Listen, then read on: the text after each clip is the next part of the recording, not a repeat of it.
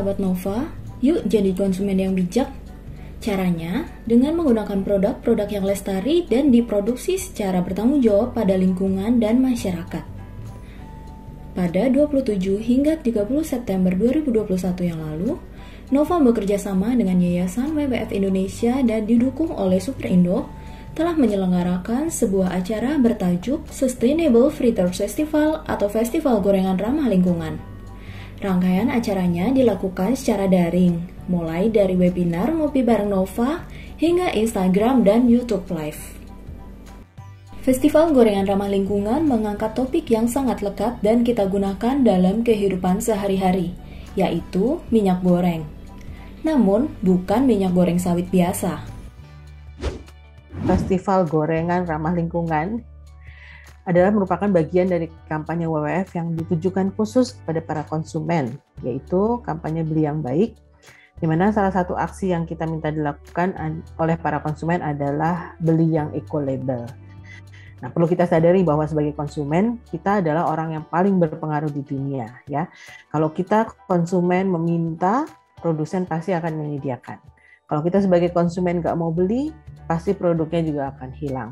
Nah, jadi sebagai konsumen kita punya power yang besar sekali. Sekarang ini sudah tersedia produk minyak sawit yang bereco-label. Kita berterima kasih kepada PT Lion Superindo atas inisiatif baiknya menyediakan produk minyak goreng sawit bereco-label ini.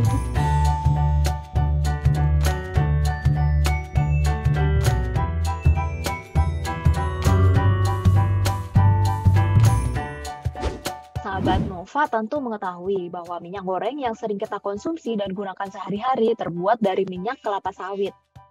Minyak kelapa sawit memberikan banyak manfaat bagi kita, tidak hanya memenuhi kebutuhan konsumsi, melainkan juga menjadi sumber pendapatan devisa negara. Ada banyak manfaat dan keunggulan minyak sawit. Minyak sawit ada dalam banyak produk yang kita gunakan sehari-hari dan versatile, alias bisa digunakan untuk apa saja. Tapi tahu nggak sih sahabat Nova bahwa minyak sawit itu punya berbagai macam nama di produk-produk tersebut, gitu ya.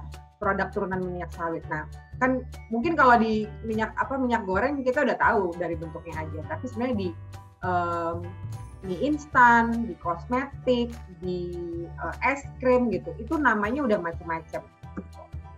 Biasanya namanya langsung palm oil atau margarin, atau langsung disebut aja palm oil.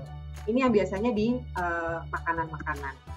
Kalau di alat-alat pembersih, namanya bisa glycerin untuk di lotion-lotion, di pelembab-pelembab, bisa sodium lauryl sulfate itu untuk di sunblock gitu ya, atau di lotion pengusir nyamuk juga sama namanya. Nah, ini juga di produk-produk pembersih, di deterjen. Itu ada sodium dodecyl sulfate gitu. Bahkan sampai kain, sahabat teman-teman, ada juga kandungan minyak di pakaian yang dihasilkan secara sintetis gitu ya. Dan termasuk juga di biodiesel gitu. Kalau di biodiesel kita gunakan sebagai bahan bakar. Di sabun, di sampo, pasta gigi kurang lebih namanya sama semua. Ada kata kuncinya lauryl sulfate atau laureth sulfate. Sebagai konsumen yang kesehariannya dikelilingi oleh produk sawit, kita perlu mendorong produsen untuk menyediakan produk sawit yang berkelanjutan dan memiliki dampak minimum bagi lingkungan. Faktanya, ketersediaan produk-produk di Indonesia sudah menggunakan minyak kelapa sawit berkelanjutan ini sangat terbatas.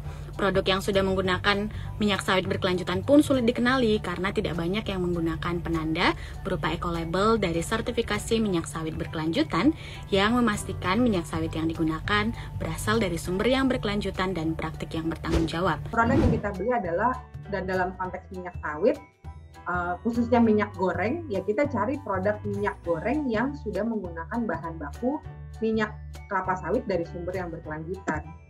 Jadi kita mau berpesan kepada sahabat Nova semua di sini, dari peran kita sebagai konsumen aja kita bisa memberi perubahan dengan cara membeli produk bereco-label yang menjamin bahwa produk yang dihasilkan ini berasal dari sumber yang lestari. Dalam kampanye ini WWF mendorongkan konsumen untuk menyuarakan beri kami pilihan. Beri kami pilihan apa? Beri kami pilihan produk yang lebih baik untuk lingkungan, lebih baik juga untuk kita. Selanjutnya kita juga bisa dapat inspirasi nih, sahabat Nova, untuk bikin apa aja ya dengan menggunakan minyak goreng sawit berlabel RSPO ini.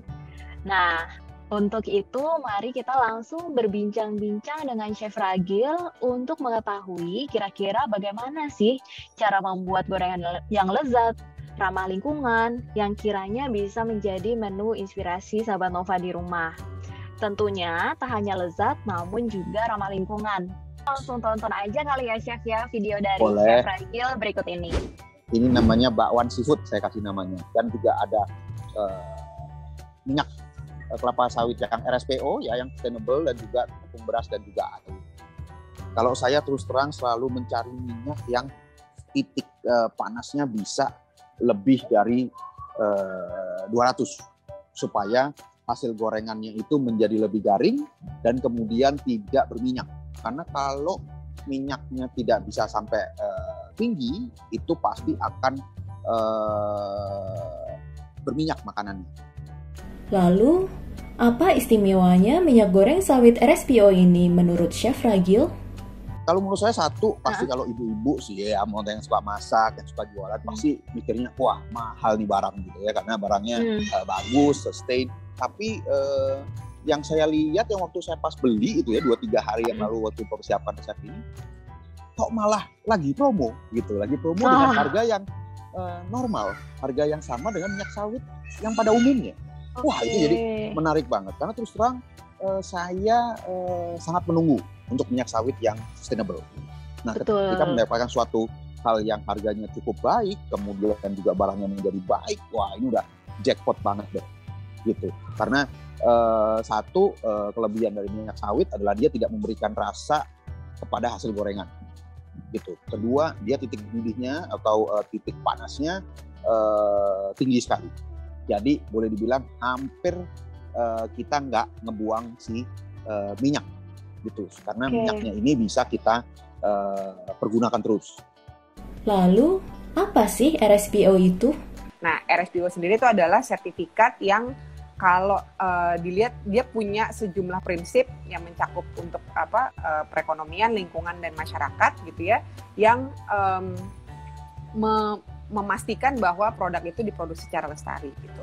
Jadi dia sangat efektif bisa mengubah komoditas itu dari yang tadinya belum berkelanjutan atau unsustainable menjadi lebih berkelanjutan gitu. Dan bagi kita konsumen, hanya dengan mengenali eco-label dan memilih produk yang ber-eco-label itu, kita sudah sangat bisa mempengaruhi bagaimana cara komoditas itu diproduksi. Selain tips membuat gorengan dengan minyak sawit yang ramah lingkungan, di festival ini juga dibahas bagaimana mengonsumsi gorengan dengan tetap cinta lingkungan. Caranya, dibagikan lewat Instagram dan YouTube Live Sustainable Fritters Festival pada 28 September 2021 bertajuk Berani Makan Gorengan, Tetap Cinta Lingkungan bersama Ade Putri Paramadita, seorang culinary storyteller, Zakari Danubrata, R&D dari Brunei, serta Margaret Mutia, Communication, Campaign, and Public Relation Team WWF Indonesia. Pilihan kita, apa yang kita tetap, bagaimana proses memasak segala macam itu menentukan bagaimana kita terhadap lingkungan pastinya. Konsumsi kita terhadap minyak goreng luar biasa banyak, dan kenapa yang selama ini dipakai minyak kelapa sawit itu pastinya lebih karena lebih mudah didapatkan di mana-mana dan harganya biasanya paling masuk akal, terutama buat yang punya bisnis. Mas Zaki dari Brunei pasti setuju. Nah, sebenarnya bukan kelapa sawitnya, tapi bagaimana kelapa sawit itu diambil. Nah, dengan adanya produk kelapa sawit yang berkelanjutan, ini kan artinya kita tahu prosesnya ini diawasi dengan begitu baik sehingga tidak lagi membahayakan bagi lingkungan. Itu concernku kan. Dengan adanya kesempatan ini, bersyukur banget aku bisa mengetahui bahwa ada minyak sawit berkelanjutan. Cuman sekarang dengan kesadaran konsumen sudah lebih tinggi, rasanya sudah mulai bergeser. Tidak hanya harga saja yang jadi patokan, tapi juga mungkin efek dari keberlangsungan terhadap lingkungan juga. Festival Gorengan Ramah Lingkungan ini juga membahas sawit dan isu lingkungan. Di satu sisi sangat menguntungkan secara ekonomi gitu kan, tapi di sisi lain kita juga sering mendengar banyak berita-berita seputar minyak kelapa sawit ini yang kurang baik gitu ya. Misalnya ada dampak-dampak lingkungan yang dihasilkan, ada sengketa-sengketa lahan, permasalahan dengan masyarakat setempat atau masyarakat adat, itu sering kita dengar terkait dengan minyak kelapa sawit itu. Sebenarnya produksi minyak kelapa sawit itu sendiri pasti kan bertanya-tanya ya, emang sebenarnya seperti apa sih sampai hal seperti itu terjadi gitu ya. Jadi kita memang ada dampak gitu ya ketika sebuah komoditas dihasilkan. Sebenarnya hal itu sangat bisa diatasi, dan itu yang dijadikan solusi oleh minyak sawit berkelanjutan ini. Nah, lalu kemudian di tengah perdebatan tersebut gitu muncul pertanyaan, apakah kemudian kita harus stop mengkonsumsi sawit gitu kan karena dampak-dampak tadi gitu ya? Apakah sawit tidak bisa kita manfaatkan padahal sebenarnya kegunaannya banyak sekali gitu. Nah, minyak sawit berkelanjutan ini adalah win-win solution-nya gitu sebenarnya. Jadi tidak ada yang salah dengan komoditas minyak kelapa sawit itu sendiri, namun bagaimana cara produksinya, bagaimana cara pengelolaannya itu harus dijaga supaya dia berkelanjutan.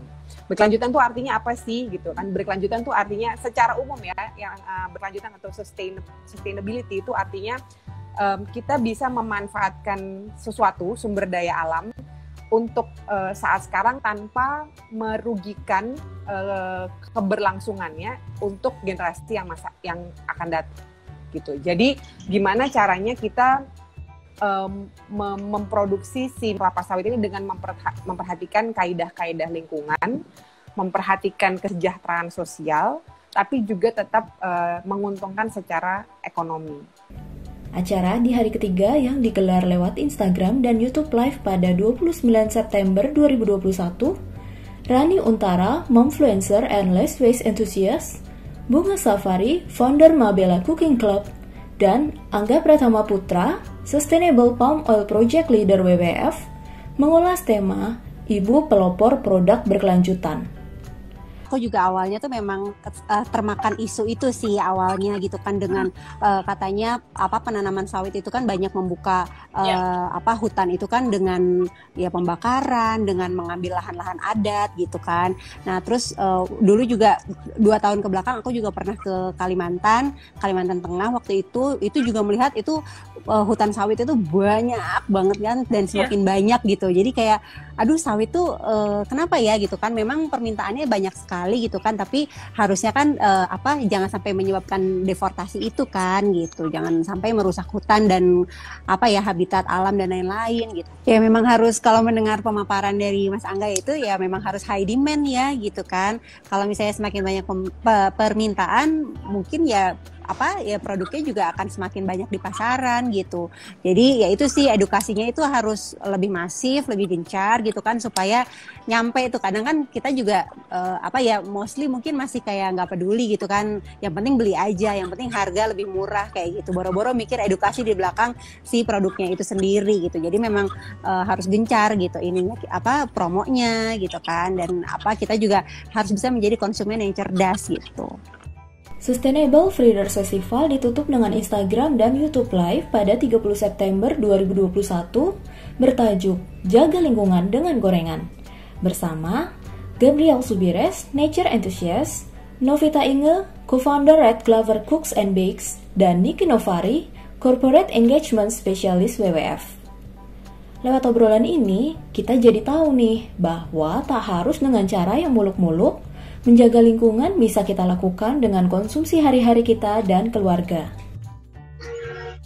Karena menurut aku kita masih bergantung banget sama si sawit atau palm oil ini sih, pasti efeknya besar banget ya. Karena apalagi si palm oil ini penopang ekonomi Indonesia gitu. Pasti ya efeknya gede banget kalau misalnya kita bisa bayar lebih mahal sedikit, bisa dapetin at least kita menjaga ekosistem di daerah itu, di Kalimantan, di Sumatera gitu. Maksudnya itu kan juga harta negara kita gitu loh. Maksudnya selain kita menghasilkan liquid gold, kita menjaga alam juga, terus kita memilih produk yang lebih baik. Itu kan maksudnya luar biasa gitu Mbak, kalau ada movement dan bisa dijalanin gitu loh.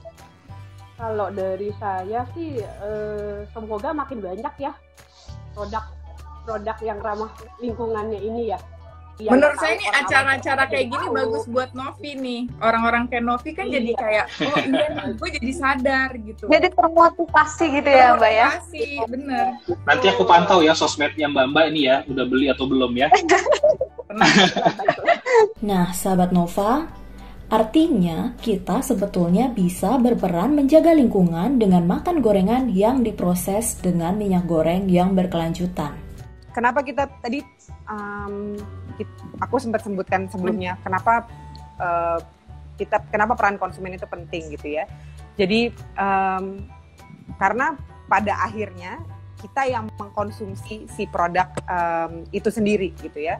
Produk minyak sawit dengan segala turunannya dalam berbagai macam produk itu pada akhirnya kita yang membeli. Tadi itu hukum supply dan demand, produsen itu memproduksi atas permintaan kita sebagai konsumen. Jadi sebenarnya kekuatannya itu ada di kita. Kekuatan untuk melakukan perubahan itu adanya di konsumen. Kalau konsumen mengetahui, gampang aja, misalnya kalau kita tahu kita mengkonsumsi produk yang jelek gitu ya, atau dia punya dampak negatif untuk apapun lah, untuk kesehatan kita mungkin, untuk kesehatan lingkungan, pasti kan kita mau instead of mengkonsumsi produk itu, kita maunya mengkonsumsi produk yang lebih baik dong, gitu kan ya. Makanya ketika kita meminta gitu ya, maka produsen akan menanggapi. Sahabat Nova, tak berhenti pada rangkaian acara ini saja. Nova bersama WWF Indonesia juga mengadakan Better Gorengan Challenge untuk menyampaikan pesan beli yang baik. Selain itu, masih akan ada kegiatan seru lainnya. Jangan lupa pastikan sudah follow Instagram @tabloidnovaofficial, Twitter @novicialnova_id, serta YouTube dan Facebook Nova. Ikuti juga akun sosial media WWF di Instagram @wwf_id. Nah, sampai jumpa di acara selanjutnya, sahabat Nova.